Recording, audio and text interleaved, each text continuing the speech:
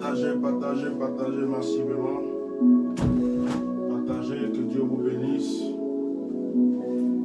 Partagez, partagez.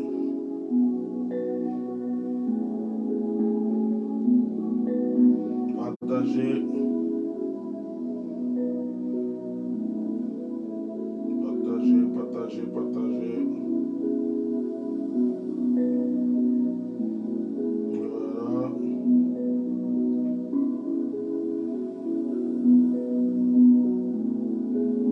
Oh là là.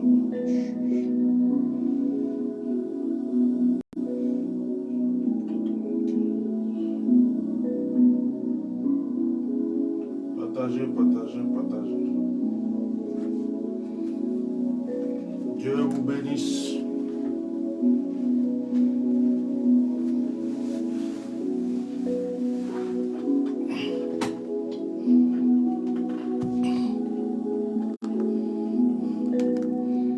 Partage, partage, partage.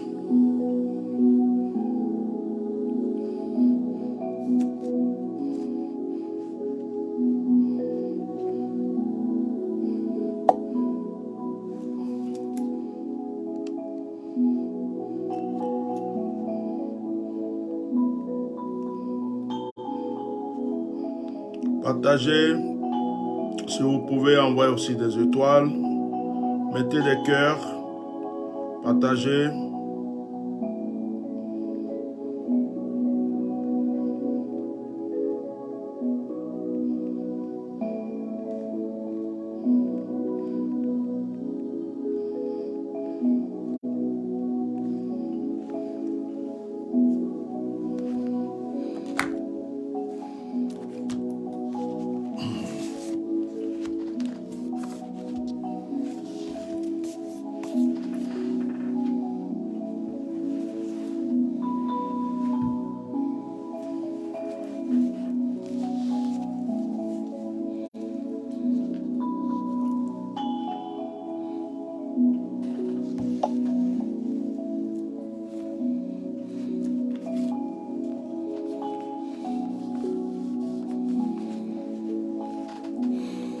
Shalom tout le monde, shalom, soyez bénis.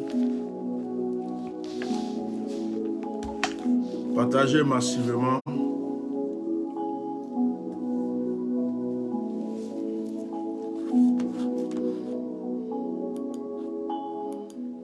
Partagez, partagez, partagez. Il ne s'agit pas d'un partage, deux partages, trois partages. Il s'agit de partager dans tous vos groupes. Il s'agit de partager dans tous vos groupes, sur vos pages. J'ai l'habitude de vous dire que la page a été tellement attaquée qu'elle en restreint. Alors je profite de l'occasion pour vous dire ce soir, ceux qui ne sont pas encore abonnés sur ma chaîne YouTube, je vous demande de vous abonner parce que je vais commencer les directs sur YouTube. Voilà. Je vais commencer les directs sur YouTube parce que déjà, ma page sur YouTube, elle est monétisée. Et j'ai les abonnés fidèles sur YouTube. Facebook, comme je le dis, il y a trop de tracas. Je partagerai certaines choses sur Facebook. Je ferai souvent des directs. Mais je vais commencer à me concentrer sur YouTube. Je vais commencer à me concentrer sur YouTube. À partir de la semaine qui arrive, je vais commencer déjà en faisant les directs. C'est-à-dire qu'il aura Facebook, il aura YouTube. Et après, je vais commencer à m'habituer vraiment à YouTube. Voilà. Donc, que Dieu vous bénisse abondamment. Que la grâce de Dieu soit sur votre vie. Que le Seigneur ne cesse d'agir dans votre vie. Alors, si parmi mes enfants, il y a quelqu'un qui est fort concernant les histoires de Facebook sur le plan, j'ai besoin de quelqu'un déjà pour, comment on appelle, actualiser mon OBS. J'ai aussi besoin de quelqu'un pour régler quelque chose sur Facebook. Parce que apparemment j'ai droit aux étoiles, mais j'arrive pas à activer quelque chose. Donc quelqu'un qui connaît ce domaine-là, qui est parmi mes enfants, il va falloir qu'on voie cela. Que Dieu vous bénisse abondamment, que la grâce de Dieu soit sur votre vie, que l'Esprit de Dieu soit avec vous. Là où vous êtes en ce moment, que la bénédiction de l'Éternel se repose sur vous. depuis que j'ai lu ma Bible, depuis que je suis quitté dans ce monde et que j'ai lu ma Bible et que j'ai vu dans la Bible, qu'il y avait un peuple appelé Israël qui était esclave, en captivité, mais que même après 400 ans, Dieu a pu les sortir de la captivité. J'ai compris que Dieu était puissant. Quand j'ai vu que ce Dieu avait divisé la mer Rouge, j'ai compris aussi que ce Dieu était puissant. Lorsque j'ai vu le mur de Jéricho se briser, j'ai compris que rien n'était impossible à ce Dieu.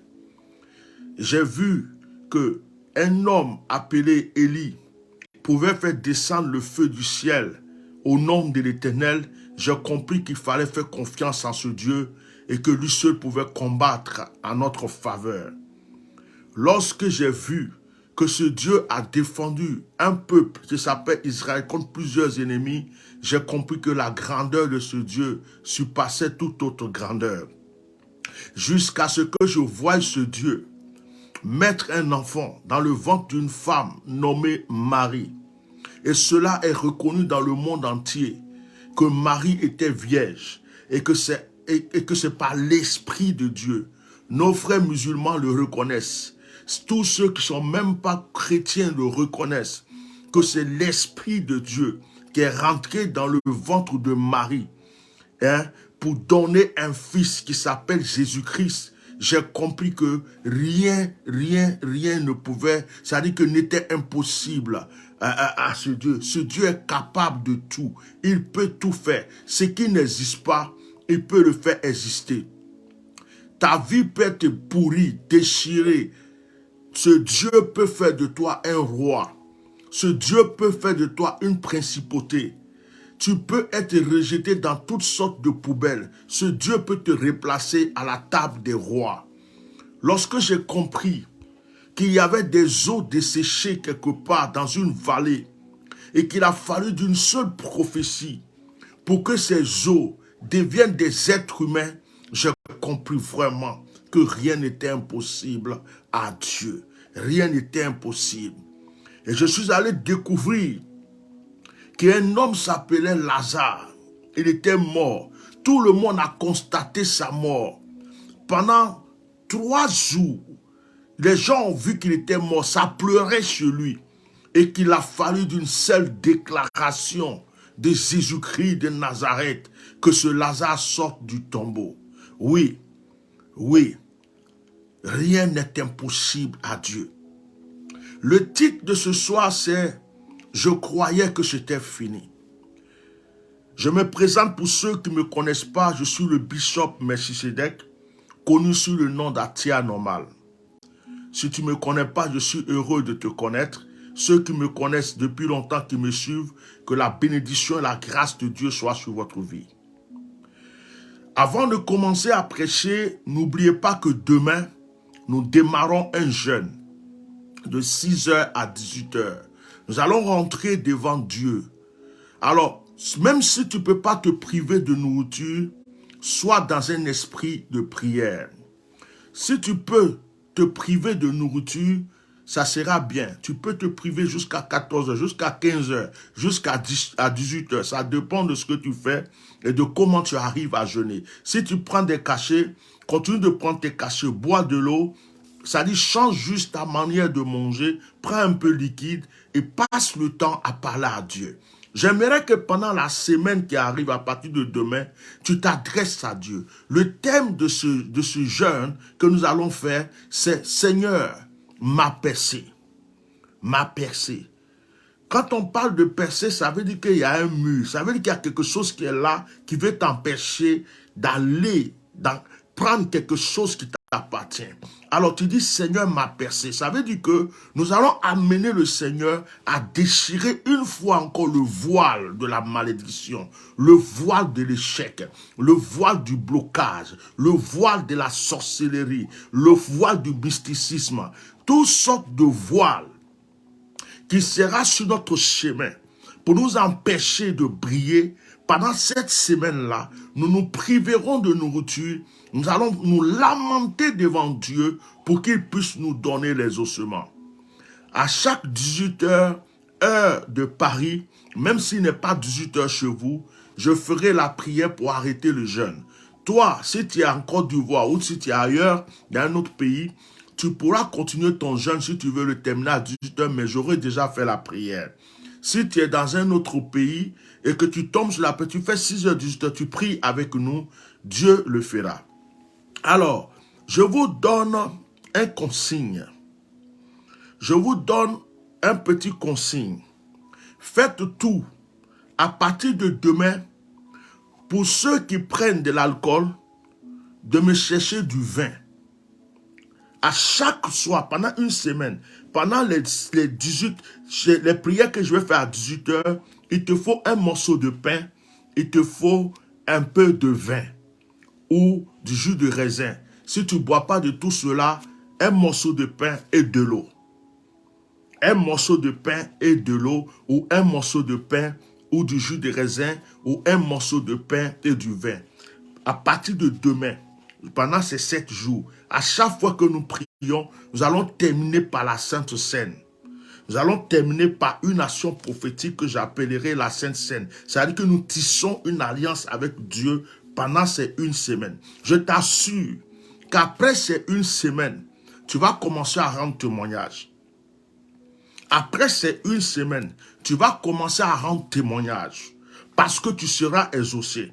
Le sujet qui te tient à cœur là, pendant ces 1 semaine, on va le frapponner. On va allumer le feu de l'Éternel. On dira à l'Éternel comme Jacob, tant que tu n'exauces pas, on ne sort pas de là. On ne sort pas de là. Alors, chers frères et sœurs, à partir de demain, ça commence. Maintenant, je voudrais aussi vous dire qu'il y a un groupe WhatsApp qui est en train d'être créé, un groupe de personnes qui est en train d'être créé qui s'appelle les ambassadeurs des sans-voix. Nous voulons nous réunir, donner notre petit grain, notre petit 1 euro, 2 euros, 3 euros, 4 euros, 5 euros pour aider des gens qui en ont besoin. Parce que la vraie religion, la vraie foi, c'est l'amour, le partage et le pardon. Ce n'est pas nos églises, ce n'est pas nos mosquées. Si tu ne peux pas aimer ton prochain, tu n'es pas aussi aimé par Dieu. Alors, je demande à tous ceux qui veulent faire partie de ce groupe de s'inscrire. Vous avez mon WhatsApp. Alors, donnez-moi votre nom. Je vais commencer à vous inscrire. Je vais former un groupe WhatsApp. Ou bien contacter ma secrétaire si vous avez le numéro de la secrétaire. Que Dieu vous bénisse abondamment. Je ne vais pas vous parler des savons, je ne vais pas vous parler de l'huile, je ne vais pas vous parler du parfum. Tous ceux qui veulent me contacter pour avoir plus de renseignements, prenez rendez-vous et puis je verrai ce qui va avec vous. Je vous donnerai l'action qu'il faut. Je vous donnerai l'action prophétique qu'il faut. C'est pourquoi il y a une action qui est lancée. Elle existe encore. Je vais commencer à prendre les gens à partir de la semaine qui vient. C'est Seigneur, voici mes sujets pour 2023. Si tu as des sujets qui te tiennent à cœur pour 2023, tu vas t'inscrire auprès de la secrétaire. Je vais parler avec toi, je vais prier avec toi, je vais te donner des actions, ça va s'accomplir. Le Seigneur a fait des merveilles dans ces temps-ci. J'ai vu qu'il y avait une notion de voyage qui m'a animé. J'ai prié pour des personnes qui ont eu le visa, qui sont en France. J'ai prié pour des personnes qui ont eu le visa, qui sont là aux États-Unis. Dieu a mis cette tension sur moi dans ces temps-ci pour certaines personnes.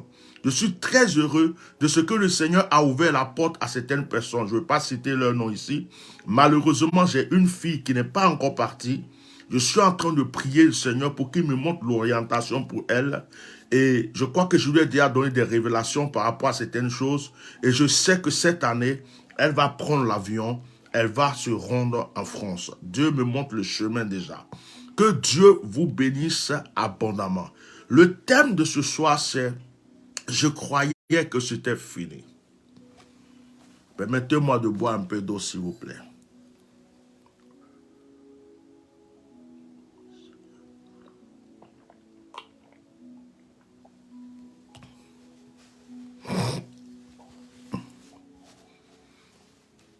Dieu est le Dieu des esprits. Mettez les cœurs, partagez, mettez massivement de cœur. Vous avez le bishop le plus détesté du monde, le plus véridique, celui qui ne crache pas ses mots. Et pendant que je suis en train de parler, je vais donner une révélation sur la Côte d'Ivoire. J'aimerais que vous l'enregistrez. J'aimerais que vous l'écrivez. Je vais parler aux Ivoiriens. J'ai déjà fait une publication là-dessus tout à l'heure, mais je vais parler aux Ivoiriens. Je vais être très bref. Je vais dire aux Ivoiriens, faites très attention. Faites très attention. Vous savez, la terre ivoirienne a bu beaucoup de sang. La terre ivoirienne a bu beaucoup de sang. Et lorsque la terre ivoirienne a bu le sang, cela a convoqué et invité beaucoup d'entités, d'esprits en Côte d'Ivoire. Vous ne pouvez pas le voir physiquement, mais spirituellement, ce pays est rempli d'entités. Les entités qui sont dans ce pays ne sont pas peut-être tous mauvaises. Il peut y avoir des entités qui créent la richesse. Il peut y avoir des entités qui créent l'élévation. Il peut y avoir des entités qui créent la bénédiction. Mais il y a une seule chose que vous devez savoir. Il y a quelque chose qui souffle sur la Côte d'Ivoire. C'est comme un brouillard. C'est comme un vent. C'est l'aveuglement. L'aveuglement. Aujourd'hui, beaucoup d'Ivoiriens qui ne prient pas beaucoup sont maintenus par cet esprit d'aveuglement. Mettez-moi mes cœurs. Alors, ce que vous appelez buzz, j'ai même fait un songe là-dessus encore cette nuit, ce que vous appelez buzz, qui est quitté je ne sais pas où, aux États-Unis ou bien où vous voulez, dans le monde, les réseaux sociaux sont en train de vous aveugler. Le buzz est en train de, ça veut dire que c'est un démon que le diable est en train d'utiliser aujourd'hui pour mieux vous aveugler. Vous allez oublier votre destinée. Vous allez oublier vos buts. C'est-à-dire que le buzz est en train de vous fermer. Même si ton enfant ne mange pas, à cause du buzz, tu ne vas même plus savoir que ton enfant ne mange pas. Ta femme est stérile, tu as besoin d'enfants. Tu vas oublier que ta femme est stérile, tu as besoin d'enfants. Tu as besoin d'une promotion dans ton travail, tu vas oublier que tu as besoin d'une promotion dans ton travail à cause du buzz. Tu étais en train de lutter pour quelque chose de très important dans ta vie. À cause du buzz, tu vas oublier que tu es en train de lutter pour quelque chose. Tu vas oublier le but pour lequel tu te battais. Méfiez-vous. Le diable est en train d'utiliser ça pour aveugler la plupart d'entre vous. Et ça va s'amplifier. Remarquez qu'à chaque fois qu'il y a un événement, il y a un buzz qui arrive. À chaque fois qu'il y a des décisions qui doivent être prises, il y a un buzz qui arrive. À chaque fois qu'il y a quelque chose qui vient, ça s'est dévancé par un buzz ou c'est précédé, c'est dévancé par un buzz ou c'est précédé par un buzz. Vous allez remarquer que le buzz, et c'est des choses bêtes. Quelqu'un se lève, il a du savon dans les oreilles, vous n'avez plus rien d'autre à faire, vous êtes concentré que sur le savon qui se trouve dans ses oreilles ou dans ses narines. Quelqu'un a eu un pantalon déchiré, vous êtes concentré que sur le pantalon déchiré de la personne. Une femme a quitté son mari pour aller avec un autre homme, pendant que vous-même vous vivez dans l'adultère, dans l'impudicité, vous-même vous avez changé de femme, on ne peut pas compter. Vous avez changé d'homme, on ne peut pas compter. Vous avez des maîtresses partout. Votre histoire même est devenue comme une calebasse cassée. Mais vous êtes concentré sur la vie d'une femme qui a quitté, qui a pris le mari d'une autre femme, qui a fait ceci ou qui a fait cela. Mais ce sont des choses bêtes. De sorte que quand on croit qu'il y a un qui est fini, il y a un qui arrive. Aujourd'hui, c'est devenu autre chose.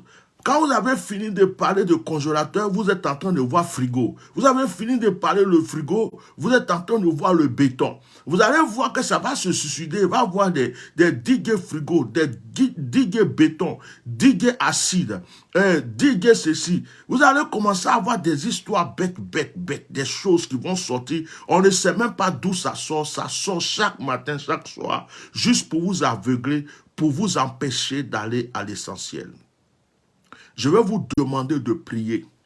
Si vous êtes chrétien, priez. Si vous êtes musulman, priez. Quelle que soit la religion dans laquelle vous êtes, priez. Ne vous laissez pas posséder par ces choses. Parce que c'est en train de vous assoupir. Même vos vies de prière vont s'assoupir.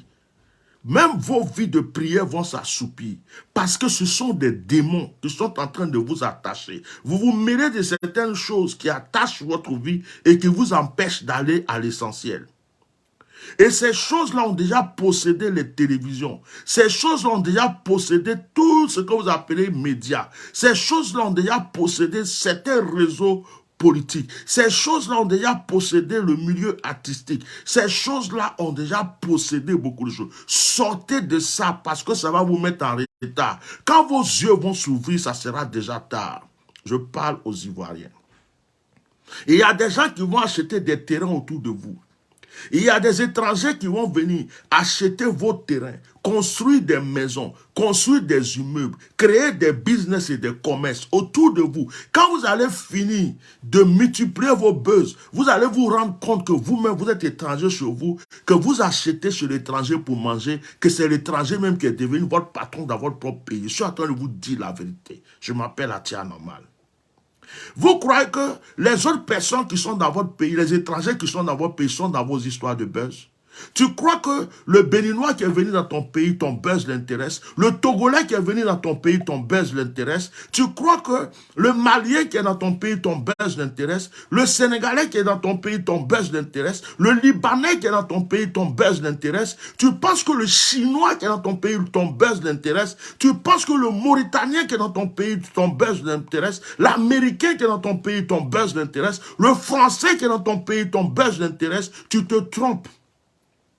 Tu te trompes. Lui, pendant que tu es en train de te concentrer sur les buzz qui ne vont rien te donner, il est en train de savoir comment il va acheter. Il y a des terrains qui ne sont pas encore lotis, il est en train d'acheter pour plus tard.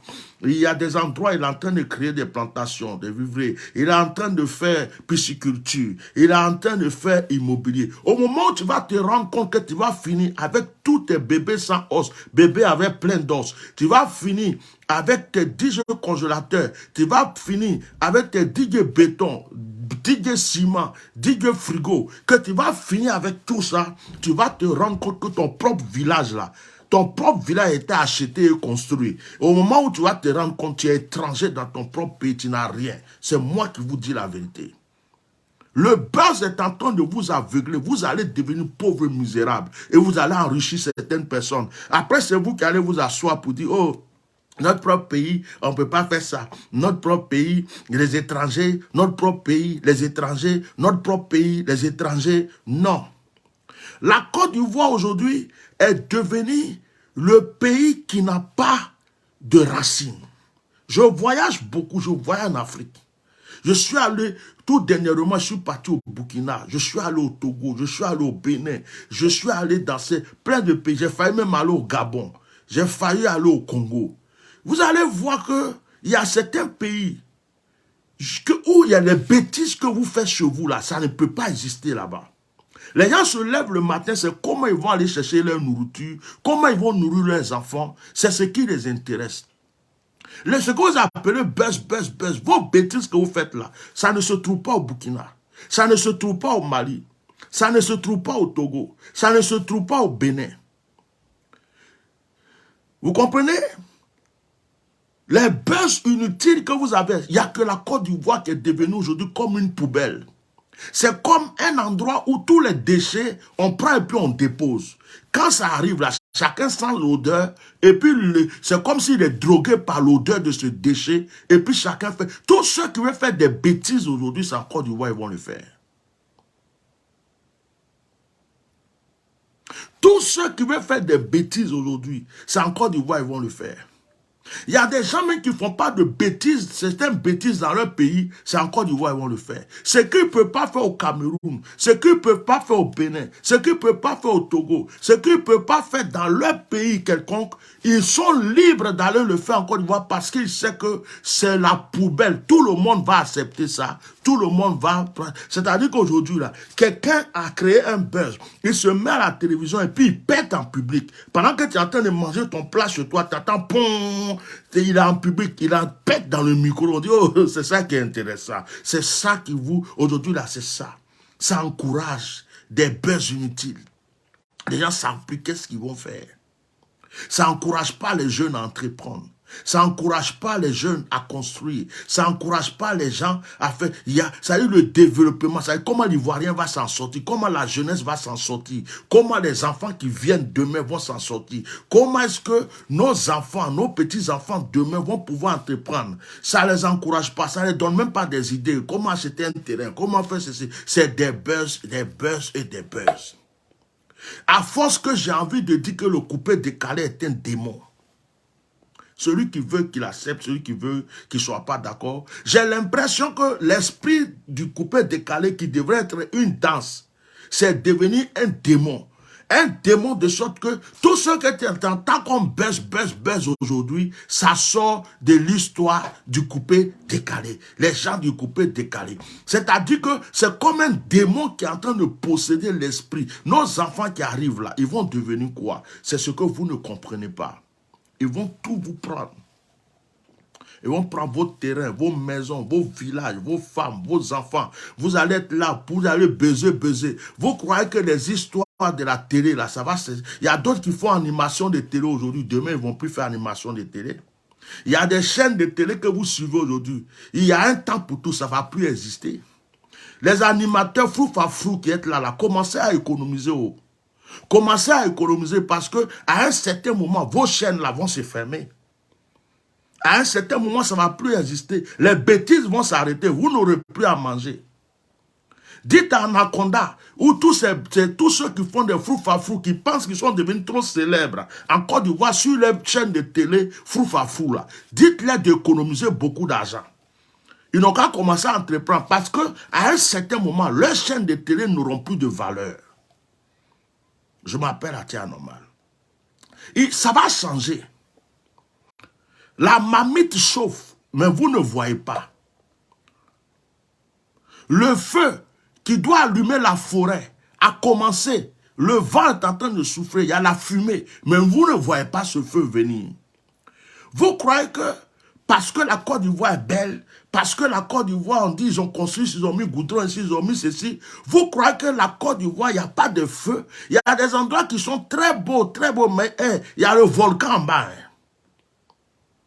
Le volcan, là, quand c'est caché sous la terre, là, on ne sait pas qu'il y a un volcan.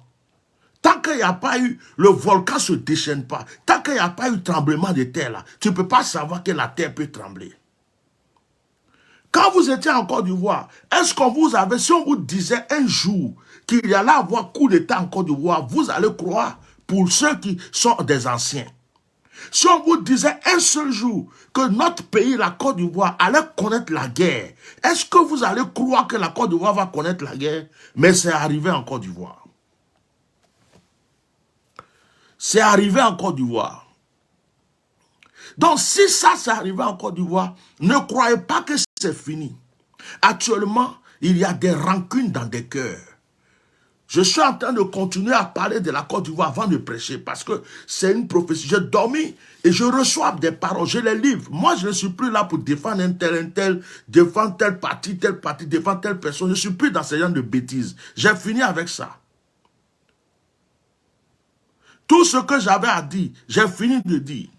Maintenant, je réveille votre conscience, c'est tout. À chacun de prendre son chemin qu'il veut prendre, de faire ce qu'il veut faire. Chacun est libre.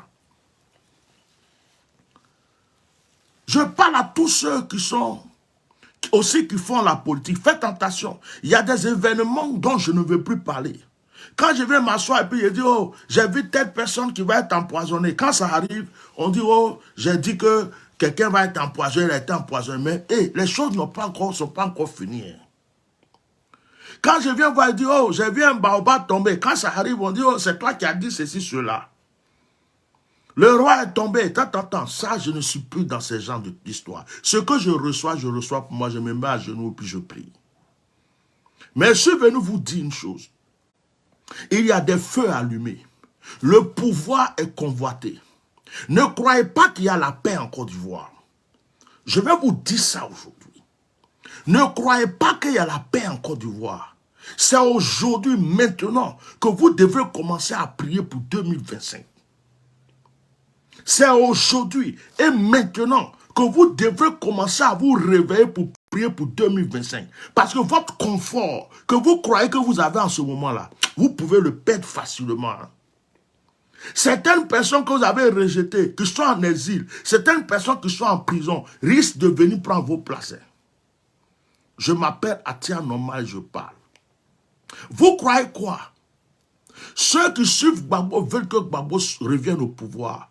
Ceux qui sont avec Blé Goudé défendent Blé Goudé. Ceux qui sont avec Soro Diom veulent que Soro Diom rentre. Ceux qui sont avec Bédié disent que Bédié doit devenir président. Ceux qui sont avec Alassane disent que c'est eux qui vont rester là. Et puis vous êtes aveugle pour savoir qu'il n'y a pas de feu caché dans le cœur. Vous croyez que les gens, aujourd'hui là, c'est arrivé à un niveau où on dit qu'Abri mort n'a plus peur de couteau. C'est-à-dire que maintenant, là, chacun se prépare. Quand ça va péter, ça n'a qu'à péter.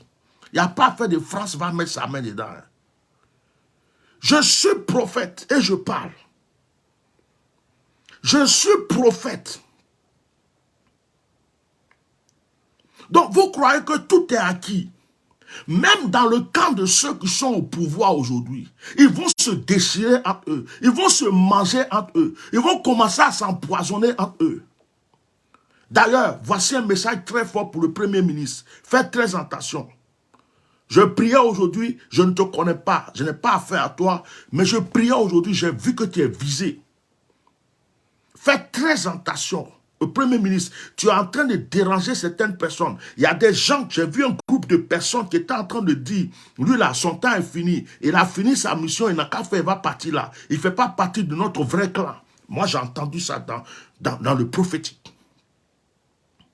Et pendant que j'ai entendu dans le prophétique, j'ai entendu une voix qui dit, et si ce qui est arrivé à Ouattao lui arrivait, et si ce qui est arrivé à Gon Coulibaly lui arrivait, et si ce qui est arrivé à Ahmed Bakayoko lui arrivait. Méfie-toi, Premier ministre, je ne te connais pas, je ne sais même pas qui tu es, moi, vous là, je ne vous connais pas. C'est mes révélations, je reçois et puis je donne. Celui qui veut, il prend, celui qui veut, il laisse. Dis au Premier ministre de faire attention. Fais attention à où tu manges. Fais attention à où tu bois. Fais attention à ceux qui sont proches de toi.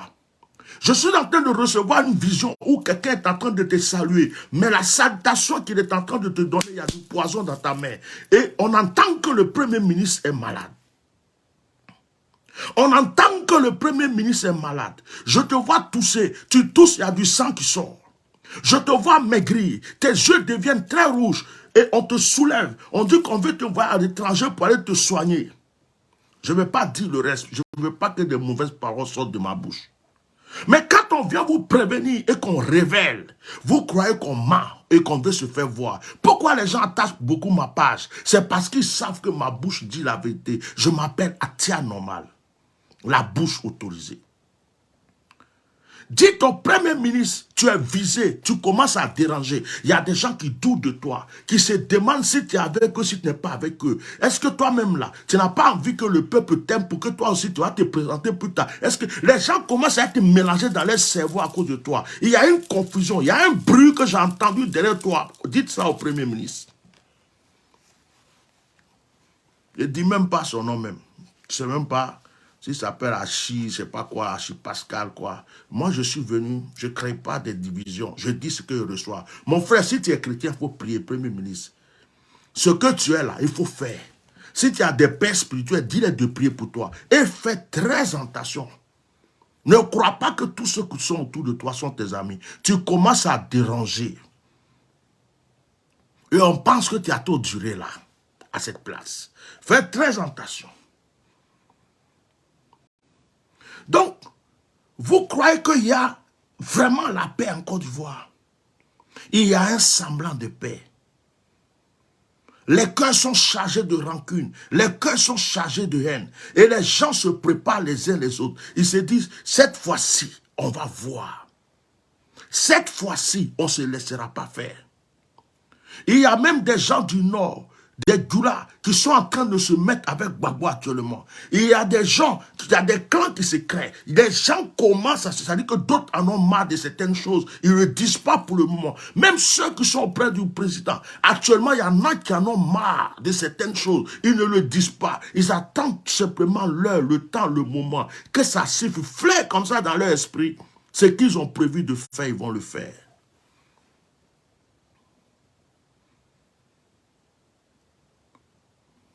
Alors prions. Prions pour notre nation. Prions pour notre pays. Nous sommes tous des frères. Là, je ne suis pas venu parler de « et lui l'a fait ça, lui là ». Ça ne m'intéresse plus. Je suis sorti de tout ça. Chaque jour que je prie, que la paix soit dans mon pays. Chaque jour que je prie, que l'amour revienne dans mon pays. Chaque jour que je prie, que les enfants de mon pays qui sont en exil reviennent. Ceux qui sont en prison sortent. Que vraiment, ce feu qui est caché soit éteint. Et que nous puissions vivre dans la paix. Je ne suis pas contre ma patrie. J'aime ma nation. J'aime mon pays. C'est le meilleur pays au monde que je connais.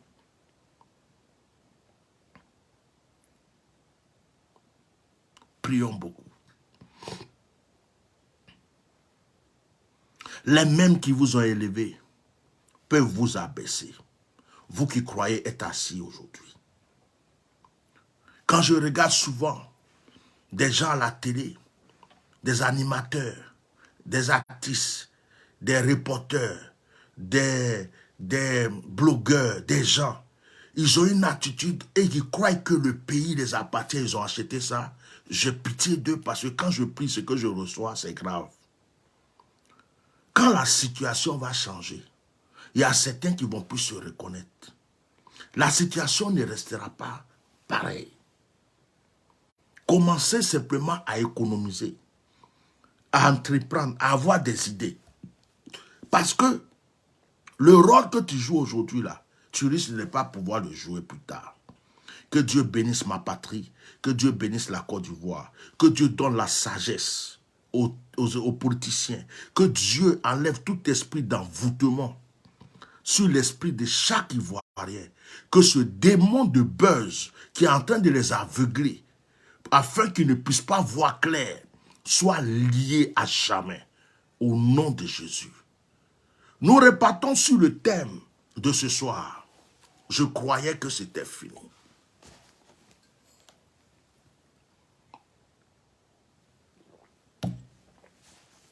Mettez les cœurs, partagez le direct. Je vous dis que ma page, les gens ont peur de ma bouche.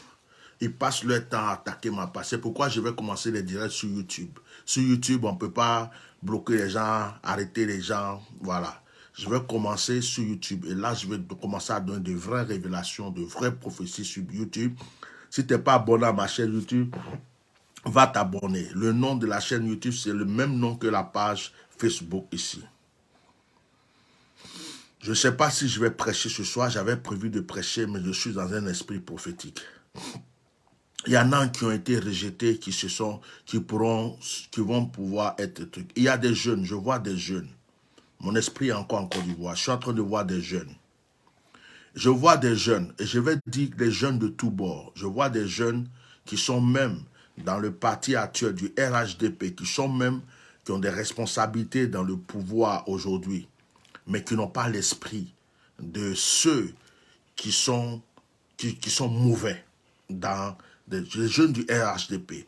Je suis en train de voir Dieu prendre un groupe ici de jeunes, un groupe de jeunes là, un groupe de jeunes là, un groupe de jeunes là, un groupe de jeunes là. Et le Seigneur dit, la vision que je reçois, il dit voilà, je les prendrai de ça et là, je les prendrai de chaque bord, je les choisirai, je les rassemblerai et je les prendrai pour relever cette nation. Ce sont des jeunes. Je suis en train de voir une jeunesse consciente. Certains sont déjà dans le gouvernement, ils sont déjà au pouvoir, ils ont des rôles. Certains sont dans les partis politiques, certains même sont en exil. Et je suis en train de voir comme si les jeunes se préparent à relever le défi. Je suis en train de voir comme si les jeunes se préparent à relever les défis. Et l'esprit, l'ange qui est en train de me parler dit aux Ivoiriens de ne pas se décourager. Que cette histoire restera derrière eux. Parce que je prendrai une nouvelle génération consciente pour relever ce défi. Et la paix qu'ils ont tant souhaité reviendra. Je prie Dieu que cela se réalise, chers frères et sœurs. J'ai vu des visages. J'ai vu des visages. Il y a des gens, je peux montrer du doigt aujourd'hui pour dire, toi, Dieu va t'élever demain. Il y a des gens, je peux les montrer du doigt. Je peux même dire leur nom. Voilà, je t'ai vu. Mais cela ne fait pas partie de ma mission. Ça ne fait pas partie de ma mission. Il y a des gens pour qui je prie beaucoup dans le secret. parce que Dieu me les a déjà montrés. Que Dieu puisse les établir. Que Dieu puisse les faire asseoir. Et je crois qu'un jour, cette politique en Côte d'Ivoire changera. Ils pourront s'asseoir. Ce sera une jeunesse qui pourra s'asseoir pour marcher dignement, pour se comprendre et suivre des règles dans la paix et dans l'amour. Et je crois à ça parce que je le vois et je sais que ça va arriver. Ça ne sera pas facile parce qu'un feu va d'abord s'allumer. Ça ne sera pas facile parce qu'un bruit va d'abord paraître. Ça ne sera pas facile parce qu'il y aura un petit tremblement de terre. Ça ne va pas durer. C'est un petit secousse. Et quand ce secousse va passer, je vois comme des leaders, mais des jeunes qui diront, asseyons-nous, réglons le problème, discutons, avançons. Et je vois que les choses commencent à avancer. Et je vois comme certains vieux, certains pères qui avaient commencé autrefois se mettront de côté. Et je vois comme si leurs mains sont sur l'épaule de ces jeunes en les disant, nous sommes avec vous. Ne faites pas les erreurs que nous avons faites. Allez-y, nous sommes avec vous. Que Dieu bénisse ma Côte d'Ivoire. Ce n'est pas pour prophétiser sur la Côte d'Ivoire que je fais ce direct. C'est juste que l'Esprit de Dieu m'a amené là-bas. Alors, j'aimerais que vous coupez bien cette partie et que vous envoyez aux Ivoiriens. Que la grâce de Dieu soit avec vous. Je salue tous ceux qui me suivent, qui sont dans n'importe quel autre pays. Que le Seigneur vous bénisse abondamment. Deux fois, nous sommes assis, nous voulons prêcher et puis l'Esprit de Dieu nous amène ailleurs. Le prophétique est un peu différent. L'ange de l'Éternel qui a arrêté devant moi me conduit dans ce que je suis en train de dire. Ce n'est pas quelque chose que j'ai préparé. Je n'ai pas prévu ce soir de venir même donner des paroles sur la Côte d'Ivoire. C'est juste qu'il fallait que ça sorte. C'est l'Esprit de Dieu qui a voulu que je le dise. Peut-être que ça va aider quelqu'un. Oh my God. Je suis en train de continuer en disant, je veux arrêter. Mais ça continue. Je suis en train d'entendre des pleurs. Je suis en train d'entendre des pleurs. Je suis en train d'entendre des pleurs. Quelqu'un de considéré, quelqu'un de fort, quelqu'un d'aimé par plusieurs. Oh my God. So karabashi karabakasan delege. Zo kandalabasin delege shu karaba. Oh riaba. Quelqu'un d'aimé, quelqu'un de considéré. Ko malaba sun katalababashi. J'entends les pleurs. Les gens ont du mal à être consolés.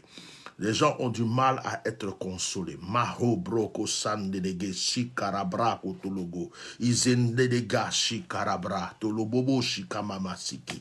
Halamashakarabay kotolo. Je prie, Seigneur, que tu étendes ta puissante main et que, Seigneur, ce sacrifice soit refusé au malo broko salabashi et que ce soit un retour à l'envoyeur. Que ce sacrifice, cette libation soit refusée au nom de Jésus-Christ de Nazareth. Que ta volonté soit faite.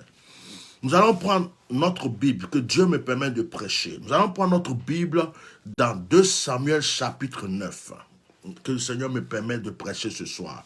Il y a un esprit prophétique sur moi. Si je veux... ça va, je vais rester là, ça va continuer et je veux éviter certaines choses.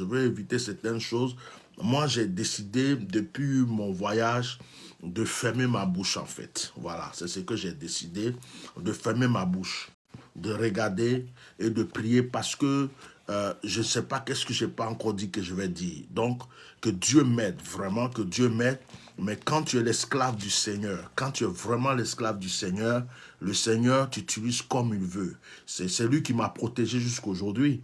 C'est lui qui m'a gardé jusqu'aujourd'hui. C'est lui qui est avec moi. Alors quand il me dit, il me donne des paroles, je ne peux pas lutter avec le Dieu que je sers. Donc je suis obligé de libérer les paroles. Mais je le remercie de m'avoir donné une certaine sagesse. J'ai fait beaucoup d'erreurs. Je suis rentré dans des groupes, dans des clans. J'ai dit des choses, des injures. J'ai attaqué des gens. J'ai répondu à des gens. J'ai fait des trucs. Mais c'était une formation pour moi. C'était une formation jusqu'à ce que Dieu me ressaisisse et me dise maintenant voilà comment tu marches. C'est pourquoi je le remercie d'être passé par ce feu de formation Et cela me permet maintenant de savoir dire ce que j'ai à dire sans prendre de parti pris. Je suis neutre, je suis au milieu, je regarde tout le monde et je dis ce que j'ai à dire et chacun juge de sa manière quand Dieu me dit de dire. 2 Samuel chapitre 9. Le titre de ce direct c'est pourtant je croyais que c'était fini. Alors je ne vais pas lire parce que j'ai déjà pris trop de temps. Dans 2 Samuel chapitre 9, il s'agit de l'histoire de Mephibosheth. J'ai déjà prêché plusieurs fois ce passage et ce soir, l'Esprit de Dieu a voulu que je prêche. On m'a terminé par là. Je vais faire un résumé de prédication et je vais prier avec vous. Mephibosheth était le fils de Jonathan. Mephibosheth est né, il était bébé, il était entre les mains d'une servante et quand David a pris le pouvoir, quand Saül est mort, David a pris le pouvoir, Jonathan est mort, il y a eu un trouble dans le palais. Les gens ont eu peur, ils ont commencé à s'enfuir. Et le bébé Mephibosheth était entre les mains de la servante. Et la servante, en s'échappant, en fuyant, qu'est-ce qu'elle a fait? Elle a laissé tomber l'enfant. Donc l'enfant est devenu handicapé. Un enfant qui est né prince, un enfant qui devrait être héritier du trône, un enfant qui est né pour régner, le voilà qui devient handicapé. Mais la servante s'enfuit, elle ne peut pas rester dans le palais. Donc où elle va? Elle va quelque part dans un ghetto.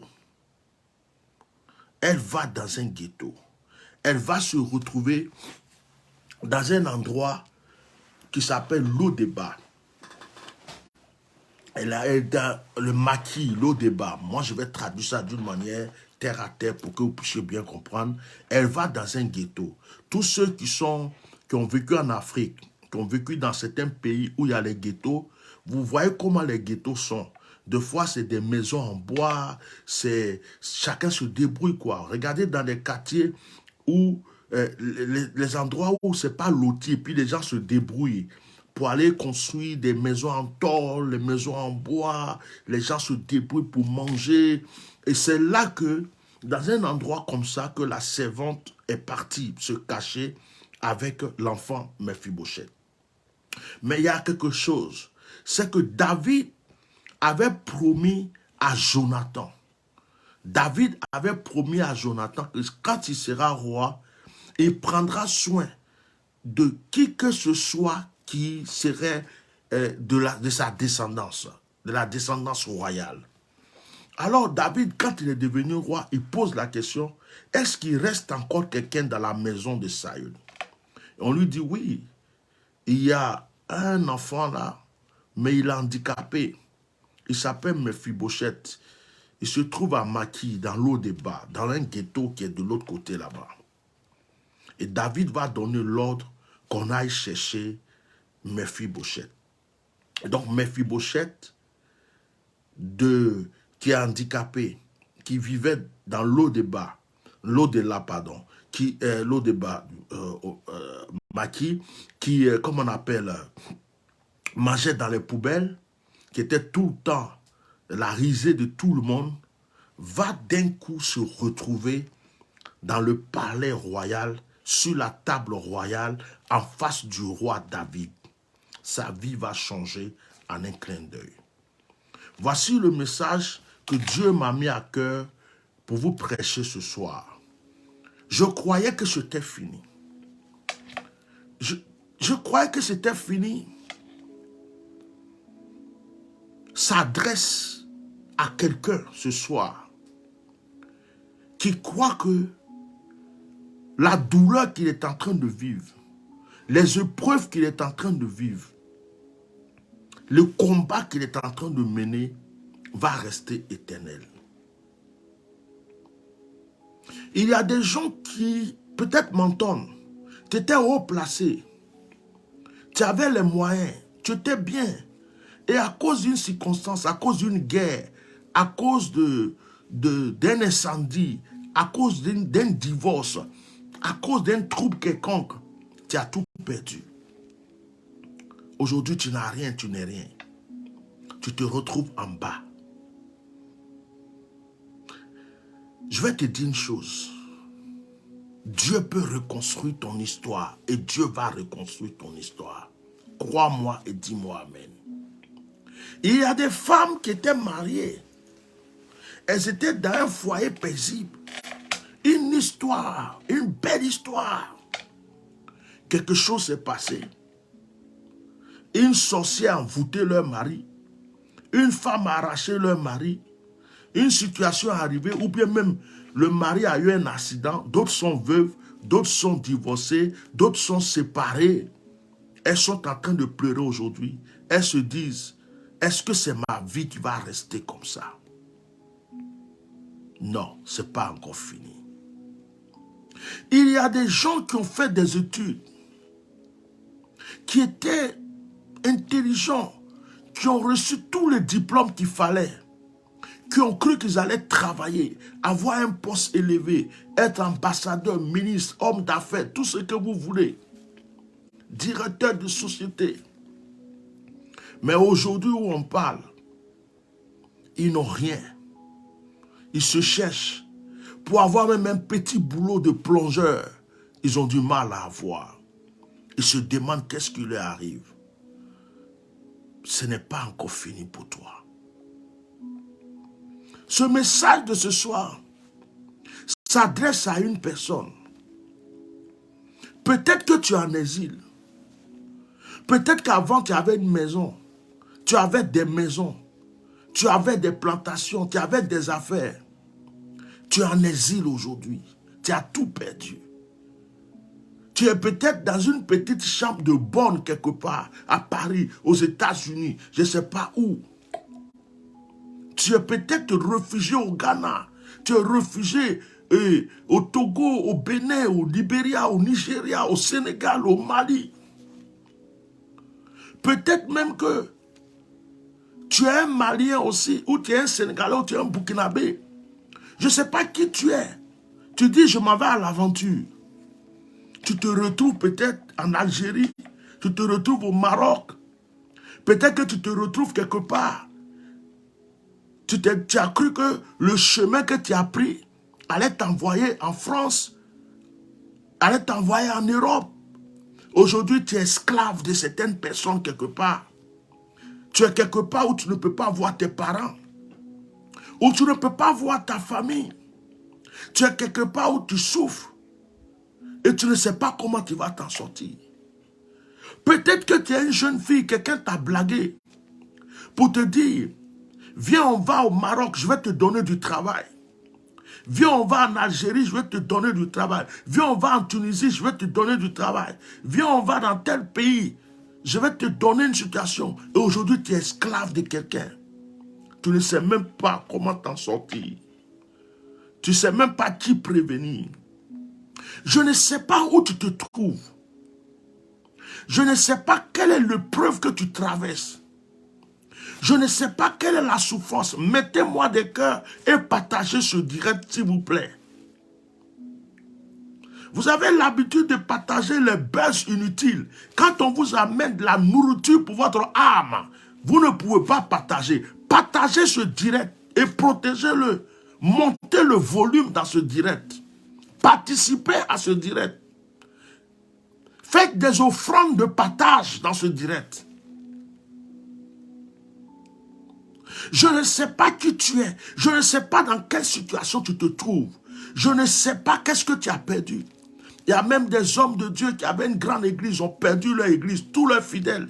Il y a des hommes d'affaires qui ont perdu leur entreprise, toutes leurs affaires. Aujourd'hui, ils n'ont rien.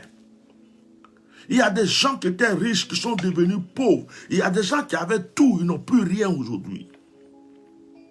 Je ne sais pas qu'est-ce qui a causé cela.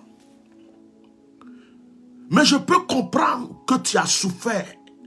Et je peux comprendre que tu souffres. Je peux comprendre que tu es dans une épreuve qui te fatigue. Je peux comprendre que tu te poses la question. Est-ce que c'est fini pour moi? Je vais te dire, j'ai mis comme thème de ce direct, je croyais que c'était fini. Parce que quand tu arrives à certaines épreuves, au niveau de certaines épreuves, tu t'adaptes. Tu te dis c'est fini de toute façon. Il n'y a plus rien à faire pour moi. Peut-être que tu étais célèbre. Et aujourd'hui, personne ne parle encore de toi. Tu es caché quelque part. Tu n'oses même pas sortir ta tête. Tu n'oses même pas te faire voir. Tu dis, oh, c'est déjà fini. Qui va m'aimer encore? Qui va croire en moi encore? On m'a trop accusé. J'ai tout perdu. Peut-être que tu passes ton temps à te culpabiliser et à te demander, est-ce que quelque chose va encore changer dans ta vie? Je suis venu te dire une chose. Mephibosheth était à l'O-Débat, au maquis. Mephibosheth était dans le ghetto. Mephibosheth avait perdu la royauté. Il a même perdu ses 2 pieds. Il était handicapé. Mais lorsque le temps de Dieu, lorsque l'heure de Dieu, lorsque la seconde de Dieu, lorsque Dieu a décidé, il est sorti de la poubelle pour se rendre sur la table royale. Ce n'est pas encore fini pour toi. Peut-être que tu as fait 20 ans d'exil, 40 ans d'exil. Ce n'est pas fini pour toi.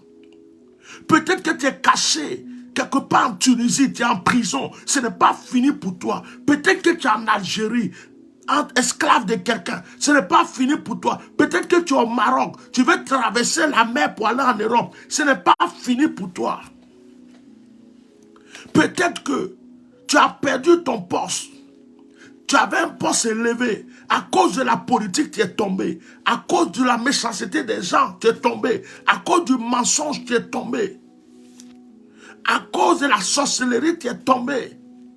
À cause de la trahison, tu es tombé. À cause de tes propres erreurs, tu es tombé. Je ne sais pas ce qui s'est passé, mais je sais que une situation difficile est en train de te peiner dans le cœur. Et tu te demandes, est-ce que c'est la fin? Est-ce que c'est la fin? Ce n'est pas la fin. Peut-être que tu es un homme de Dieu. Tu avais des dons terribles. Tu avais une autorité terrible. Tu avais une... comment on appelle ce mot-là? Mais aujourd'hui, tu ne sens même rien dans ta vie. Tu sens aucune onction. Ta prière ne porte pas. Tu ne comprends pas. Les gens ne te bénissent pas. Les gens ne pensent plus à toi. Ton ministère, tu as l'impression qu'il est cassé. Il est fini. Il est KO. Ce n'est pas encore fini. Ce qui est intéressant avec Dieu, c'est que lorsqu'il décide de venir agir pour toi, il ne te prévient pas, il te surprend. Dieu ne va pas te prévenir aujourd'hui pour te dire demain, je viens pour te lever. Dieu ne va pas te prévenir aujourd'hui pour te dire demain, je viens changer ton histoire. Dieu ne va pas te prévenir aujourd'hui pour te dire demain, je te redonne la promotion. Ça te surprend. On peut te jeter. Dieu va te ramasser, te laver, te nettoyer, te stabiliser. Au moment où les gens vont te rendre compte, il t'a déjà fait asseoir sur la table des rois. Je croyais que c'était fini. Je croyais que c'était fini. Ça, c'est le mot que quelqu'un que Dieu élève dit. Quand tu ne croyais pas, et puis Dieu vient faire, c'est ce que tu dis. Oh, Dieu a changé ma vie. Je croyais que c'était fini. Moi qui mangeais dans les poubelles. Moi qui étais sans papier. Peut-être que tu es sans papier. Tu travailles au noir. Tu te caches même à cause de la police. Et puis tu croyais que c'était fini. Peut-être que tu es obligé de te livrer, ma soeur. Tu es obligé de te prostituer avec des gens que tu n'aimes pas. Tu es obligé de sortir avec eux pour avoir à manger. Tu croyais que c'était fini. Il y a même des hommes qui sont devenus homosexuels Pas parce qu'ils aiment ça, mais parce qu'ils ne trouvent pas de travail. Ils ne savent pas comment ils vont faire. Ils sont obligés d'aller se pencher pour que quelqu'un profite d'eux. Juste pour avoir un peu d'argent, pour mettre dans leur poche, pour aller manger. Ils n'aiment pas l'homosexualité, mais ils sont devenus homosexuels. Il y a même des femmes qui sont devenues lesbiennes, juste parce qu'elles veulent manger. Il y a des filles aujourd'hui qui font du striptease, parce qu'elles se disent, c'est dans ça que je vais trouver de l'argent. Il y a d'autres qui font le dénudé. Elles se prennent des photos pour qu'on les voie, parce qu'elles pensent que c'est avec ça qu'elles vont manger. Tu es devenu une kisa. Parce que tu as tellement prié pour avoir un mari. Tu ne peux pas avoir. Tu te dis c'est fini. Donc tu préfères être la maîtresse d'un homme, 2 hommes, 3 hommes, 4 hommes. Juste pour payer ton loyer. Juste pour te nourrir. Parce que tu crois que c'est fini. Pourtant ce n'est pas fini. Dieu peut te donner le mari de ta vie. Le mari de ton histoire. Je croyais que c'était fini. Lorsque Dieu se décide de changer la vie d'une personne, c'est là la personne s'assoit et se dit, je croyais que c'était fini. Tu seras réclamé. Tu seras réclamé. Tu seras réclamé. Tu seras réclamé. Ils chercheront à te revoir. Ils se demanderont où elle est passée. Ils se demanderont où il est passé. Ils viendront vers toi. Ça va te surprendre. Ce n'est pas toi qui iras vers eux. Parce que tu n'as plus la force d'aller vers eux. C'est eux qui viendront à toi. Ils te chercheront. Parce qu'ils comprendront qu'il y a une étoile en toi. Je croyais que c'était fini. Lorsqu'une personne s'assoit pour dire je crois que c'était fini, c'est quelqu'un, peut-être on a bafoué ton nom. On a bafoué ta réputation. On t'a calomnié. On t'a accusé. On t'a traité de tout. Tu n'as plus rien. Et puis un jour, Dieu te relève. Tu dis, je croyais que c'était fini. Peut-être même que tu es tombé dans des péchés atroces. Peut-être même que tu as chuté, tu as fait des choses mauvaises. Peut-être même que tu es allé chercher des fétiches parce que tu ne croyais plus en Dieu. Peut-être que tu es allé chercher des gris-gris parce que tu ne crois plus en Dieu. Peut-être que tu as arrêté d'aller à l'église. Peut-être même que tu as arrêté de prier. Peut-être même que tu ne crois plus parce que des pasteurs t'ont choqué. Des prophètes t'ont choqué. Des évangélistes t'ont choqué. Peut-être même que tu as vécu des expériences que tu n'as pas aimées. Peut-être même que tu t'es trompé pour coucher avec des femmes avec qui tu ne devrais pas coucher. Pour coucher avec des hommes, tu as honte de toi. Ta vie, tu la trouves sale. Ta vie, tu la trouves misérable. Mais ce n'est pas encore fini. Tant que tu respires. Tu es d'une descendance royale. Tu as été racheté à un grand prix. Tu as de la valeur aux yeux de Dieu. À un certain moment, Dieu ne regarde plus tes erreurs. Il ne regarde pas tes défauts. Il ne regarde pas ce que les gens disent. Il ne regarde pas ce que les gens racontent. Il mesure le poids de ta souffrance. Et il multiplie cela par le poids de ta bénédiction, par le poids de ta réussite. Et il vient te relever. Il ne te laissera pas dans la honte.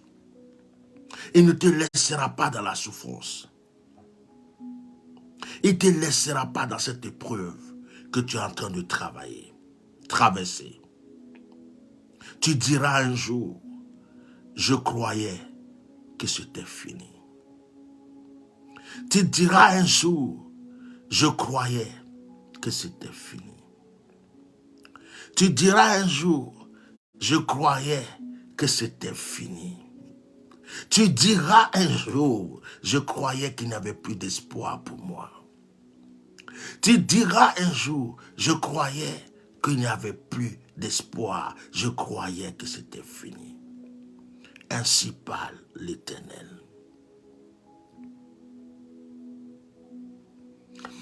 Tu n'as pas besoin de te débattre par ta propre force, par tes efforts, par tes calculs, par tes soucis, par tes angoisses. Tu ne pourras rien résoudre. Laisse Dieu faire. Reste dans le calme. Ne fais pas comme Pierre, qui a eu peur de la tempête. Il a failli se noyer. Reste dans le calme. Tu es déjà entre ses mains. Il te relèvera. Que Dieu vous bénisse. Que Dieu vous bénisse. Cela fait 1h et quelques que nous sommes ensemble. Je vais prier avec vous. Demain, nous démarrons le jeûne. Chaque 18h heure de Paris, je vais prier avec vous. N'oubliez pas votre morceau de pain avec votre vin. Pour ceux qui ne prennent pas le vin, votre jus de raisin. Pour ceux qui ne prennent pas le jus de raisin, votre verre d'eau et un morceau de pain. Chaque soir, pendant ces 1 semaine, l'action que nous faisons, c'est la Sainte Seine. Le pain et le vin. Nous rentrerons en alliance devant l'Éternel. Que l'Éternel vous bénisse. Que l'Éternel vous restaure. Lorsque vous étiez dans le ventre de votre mère, vous n'avez pas demandé à Dieu de vous former. C'est lui qui a décidé de vous former. La personne que vous êtes aujourd'hui, c'est Dieu qui l'a voulu. Le visage que vous avez, la forme que vous avez, ce que vous êtes, c'est Dieu qui l'a voulu. S'il l'a fait pendant que vous étiez dans le ventre de votre mère et que vous n'étiez conscient de rien, ce n'est pas maintenant que vous pouvez le prier qu'il ne le fera pas. Le Seigneur ne t'a pas abandonné. Le Seigneur ne t'a pas laissé tomber.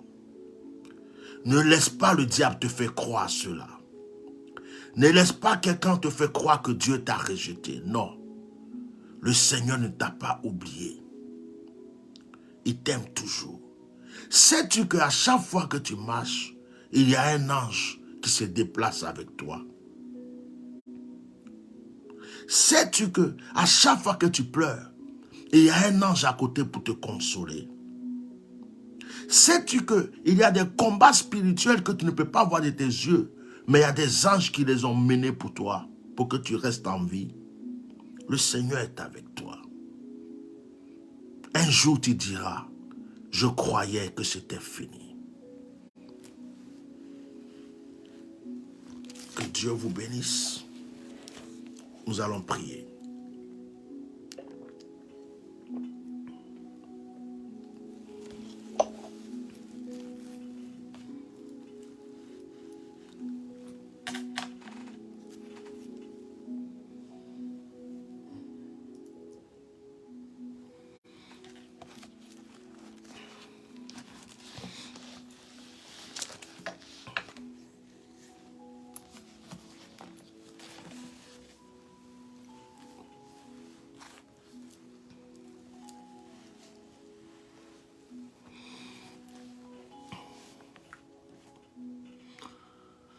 Seigneur, je croyais que c'était fini.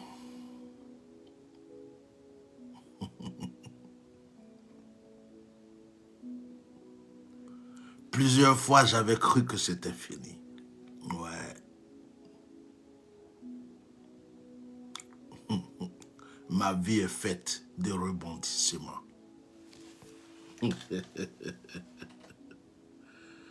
Ma vie est faite de rebondissements. Plusieurs fois, j'avais cru que c'était fini. J'avais cru que c'était fini quand j'avais aimé une femme et qu'elle m'avait rejeté, elle m'avait abandonné et que j'avais même pensé au suicide. J'avais cru que c'était fini quand les enfants naissaient, les enfants mouraient. J'avais cru que c'était fini quand j'ai été rejeté, abandonné, repoussé par tout le monde et que je passais mon temps à pleurer. J'avais cru que c'était fini Quand en plein hiver, j'étais obligé de dormir dans des voitures, dans des salons de certaines personnes, me retrouver presque dans la rue, manger ce que j'avais pas envie de manger.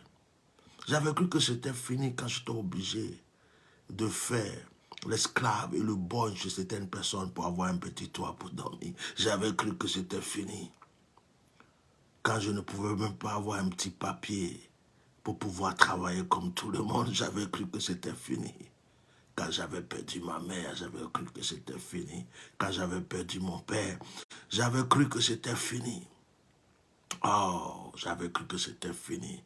Quand j'ai été trahi plusieurs fois, après avoir déboursé énormément d'argent pour certaines personnes, j'avais cru que c'était fini quand j'ai été repoussé par plusieurs personnes. J'avais cru que c'était fini quand même des collègues, hommes de Dieu, m'ont exploité, m'ont méprisé et m'ont utilisé juste pour avoir de l'argent et pour me rejeter. J'avais cru que c'était fini quand on avait sali mon nom. J'avais cru que c'était fini quand on m'avait traité de diable, de féticheur, de mystique. J'avais cru que c'était fini. Oh, si je vais citer, c'est beaucoup, Seigneur. Mais tu as toujours été là. Tu as toujours été là. Et ce soir, tu me donnes l'occasion de prêcher à mon frère, à ma soeur qui est abandonnée, rejetée, celle qui est en train de pleurer parce qu'elle a perdu son mari, parce qu'elle est chassée de la maison, parce qu'elle a perdu son travail, parce que ses affaires ne marchent pas. Mon frère qui a été cambriolé, ma soeur qui a été cambriolée, celui-là qui a perdu son poste, son travail, qui a été renvoyé, cette personne qui se trouve réfugiée quelque part, qui se trouve dans un pays étranger sans papier, qui ne sait pas qu'est-ce qu'il faut faire, cette personne qui est en train de souffrir quelque part, je ne sais pas quelle est sa souffrance, mais il y a quelqu'un qui pleure quelque part, qui se demande, oh, est-ce que c'est pas fini pour moi? Et tu viens m'utiliser pour dire à cette personne, ce n'est pas encore fini. Le Dieu qui a rétabli Méphibosheth te rétablira. Le Dieu qui a fait revivre les eaux desséchées te rétablira. Le Dieu qui a ressuscité Lazare te rétablira. Père, que cette parole aille dans toutes les maisons où elle devra aller. Aille dans tous les endroits où ils en ont besoin. Aille dans tous les cœurs qui en ont besoin. Toutes les personnes qui sont dans les épreuves aujourd'hui, qui ont besoin d'une consolation, que cette parole les atteigne. C'est vrai, Seigneur, ma page est attaquée. Mais tu es plus puissant que les réseaux sociaux. Tu es plus puissant que ceux qui attaquent cette page. Tu es plus puissant que ceux qui mettent cette page en restreint. Tu es plus puissant que leurs agents. Tu es plus puissant que leur pouvoir. Tu es plus puissant que leurs ordinateurs. Père, débloque la situation et que ce message aille dans le cœur de quiconque. Béni soit ton nom. Dans le saint nom de Jésus, j'ai prié. Amen. Que le Seigneur vous bénisse abondamment. Merci d'avoir été là. Je sens une onction qui me donne la paix, qui me donne la joie. Et je sais qu'il y a un changement qui va arriver dans la vie d'une personne. Et quelque chose d'extraordinaire va se passer dans la vie d'une personne. Quelle que soit ta douleur, tu seras consolé. Que Dieu bénisse tous mes enfants spirituels qui pensent à moi, qui me surprennent avec des offrandes.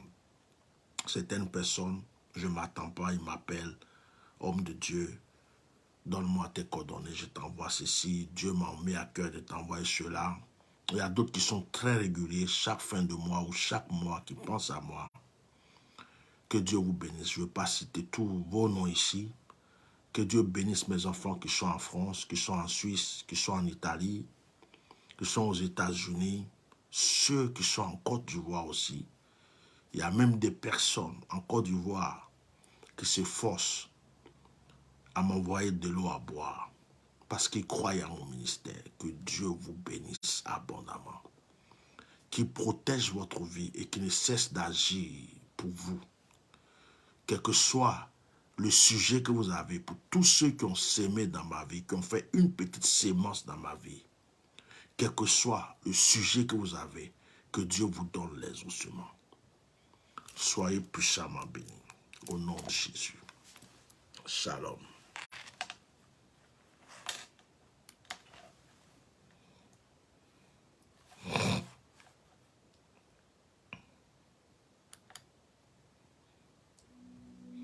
Voilà, je suis désolé, on ne pourra pas prendre d'appel aujourd'hui. Mais mon numéro WhatsApp est là. N'oubliez pas les annonces. Demain, nous démarrons le jeûne de 7 jours.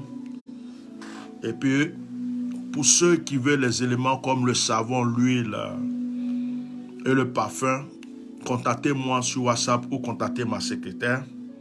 Ceux qui veulent faire partie du groupe, les ambassadeurs de Sans Voix, voilà ce petit mouvement que nous allons créer pour aider les gens. Contactez-nous aussi pour vous inscrire. Que la grâce de Dieu soit avec vous. N'oubliez pas de vous abonner à la chaîne YouTube parce que bientôt je démarre les directs là-bas. Shalom.